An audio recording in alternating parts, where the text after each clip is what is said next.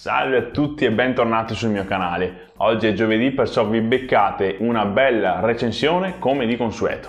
No, tranquilli, non c'è bisogno di ringraziare. Se volete dare una mano al mio progetto, vi basta seguire il Linktree in descrizione, dove trovate comodi i collegamenti alla mia lista desideri, nel caso voleste regalarmi un libro, e alla pagina Ko-fi se vi venisse voglia di fare una piccola donazione. Ogni tanto ne arriva qualcuna, perciò vi ringrazio di cuore. Bene, sono pronto per parlarvi di un romanzo che mi ha stregato. Come avete letto nel titolo, si tratta di Gli eserciti dei santi, scritto da Livio Gambarini e edito da Acheron Books, una casa editrice da tenere assolutamente d'occhio. Partiamo!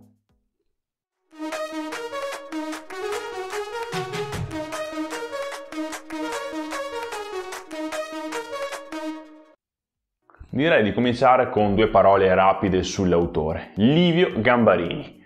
Scrittore ormai affermato, ha cominciato a pubblicare un thriller storico che parte con il romanzo Le colpe dei padri nel lontano 2014, seguito poi dalla saga di Eternal War pubblicata da Acheron e infine ha presentato nel 2019 Ottone il primo dei Visconti con PM. Dal 2020 ha aperto il canale YouTube e una scuola di scrittura chiamati Rotte Narrative, in cui aiuta scrittori emergenti tramite corsi specifici. Insomma, ci troviamo di fronte a un professore a tutti gli effetti e proprio per quanto riguarda la sua professione ne avevo sentito parlare positivamente. Ecco allora che quando mi si è presentata l'occasione non ho potuto fare a meno di acquistare il primo volume della sua saga fantasy Eternal War. La saga si è conclusa nel 2020 e conta ben 4 volumi. Il primo è quello di cui vi parlo ora, Gli eserciti dei santi. Poi in ordine abbiamo Vita Nova, Il sangue sul Giglio e Inferno. Di cosa parla? Attenzione, attenzione! Firenze, XIII secolo. La guerra tra Guelfi e Ghibellini continua senza sosta, vedendo come protagoniste le più importanti casate nobiliari della Toscana. La scena si apre sulla battaglia di Montaperti, avvenuta nel 1260, spartiacque fondamentale per la disputa tra simpatizzanti del Papa e quelli dell'imperatore. Il focus si concentra sulle famiglie Cavalcanti, Uberti, Alighieri e poche altre, ricalcando quello che è effettivamente avvenuto in quelle circostanze. Ma è proprio qui che viene il bello, perché Gambarini immagina un piano ulteriore rispetto a quello della materia. Quello dello spirito. Mi spiego peggio. Il piano della materia è quello normale, diciamo, quello dove il soldato di turno combatte, suda, pensa e si preoccupa. Il piano dello spirito invece è abitato appunto dagli spiriti e soprattutto dagli ancestrarchi, entità che si ergono a difesa della propria casata. Vivono per secoli e secoli cercando di mantenere in vita i propri familiari nella materia. Andiamo nello specifico, così vi faccio capire dove sta il fantasy in questo romanzo storico. Per la famiglia Cavalcanti abbiamo uno dei protagonisti a far loro da ancestrarca, il simpatico Cabal. Da generazioni veglia sulla famiglia, prendendo quasi il controllo del capofamiglia e facendogli fare le scelte che lui pensa migliori. Il suo scopo è di accrescere il potere della casata per far aumentare di conseguenza anche il suo. Quindi provate a immaginare cosa vuol dire una battaglia tra Guelfi e Ghibellini sul piano dello spirito. È lì che si scontrano gli ancestrarchi più potenti. Da appassionato di Malazan non ho potuto fare a meno di associare questi personaggi magici agli dei del mondo di Steven Erikson e il piano dello spirito mi è sembrato come un canale magico. Oppure ancora, gli Spren della Folgoluce di Sanderson sono altre entità che si uniscono a un umano per proteggerlo e combattere al suo fianco. Come potete immaginare, ho adorato questo sistema magico creato da Livio, semplice eppure moderno e molto intrigante. Perché non è tutto qui. Un ancestrarca per aumentare il proprio status deve guadagnare gocce di virtù grazie alle azioni e ai comportamenti positivi dei suoi protetti. Inoltre, più drappi possiede, più è potente. Gambarini andrà a scomodare la cerchia vera e propria dei santi. Il sistema magico è articolato ma non complesso. Dopo le prime pagine entrerete immediatamente nella storia, trascinati dagli eventi e dai personaggi. Parliamo dei protagonisti. Uno su tutti è Cabal, importantissimo, fondamentale.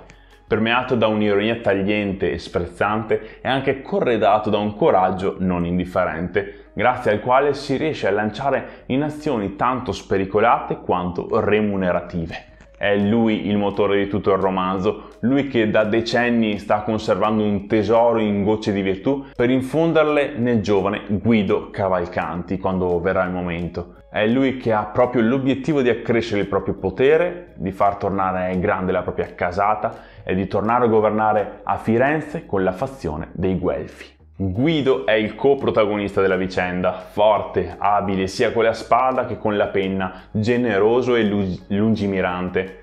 Possiamo vedere con i nostri occhi perché Cavalla abbia voluto puntare tutto su di lui, perché si distingue da tutti gli altri, si eleva tra la folla, emerge nel suo splendore. Tanto per darvi un'idea, è l'unico che in un paio di occasioni, nonostante i ghibellini abbiano affossato la sua famiglia, tenta comunque un approccio con loro per riappacificare la città. Dopo essersi innamorato, comincia a scrivere poesie diventando uno dei migliori poeti di Firenze e proprio per questa sua passione incontra e conosce personalmente Dante Alighieri. Non mi dilungo oltre con i personaggi perché questi sono i principali, gli altri dovete conoscerli da soli. Sarà un viaggio che non dimenticherete mai. Non vedo l'ora di proseguire con il secondo volume, sono curioso di capire se l'amicizia tra Guido e Dante si è consolidata, come prosegue la faida per il dominio della città e come va avanti la storia. Ecco, se proprio devo trovare un difetto a questo romanzo, cosa che sono riuscito a vedere solo ora a mente fredda, è il poco spessore della trama finora. Diciamo che gli eserciti dei santi suona più come un'introduzione, una magnifica introduzione, sia chiaro, ai protagonisti, all'ambientazione, agli antagonisti e insomma alla macro trama. Questa è l'impressione che ho, ma questo non vuol dire che non abbia adorato questo volume, anzi mi ha aperto un mondo e si piazzerà senza alcun dubbio tra i migliori libri letti quest'anno. Perciò faccio i complimenti a Livio per il lavoro svolto, sul serio tanta roba. Grazie a Gambarini ho potuto riscoprire un pezzo di storia che altrimenti non avrei mai ripreso in mano e me l'ha proposto in una salsa semplice, divertente, intrigante e con un buon pizzico di fantasy. Cosa si può voler di più? Se siete appassionati di storia e magari ascoltate ogni podcast di Barbero, questa saga vi farà impazzire. E lasciatemi azzardare un altro paragone. C'è un po' delle cronache del ghiaccio e del fuoco in questo Eternal War.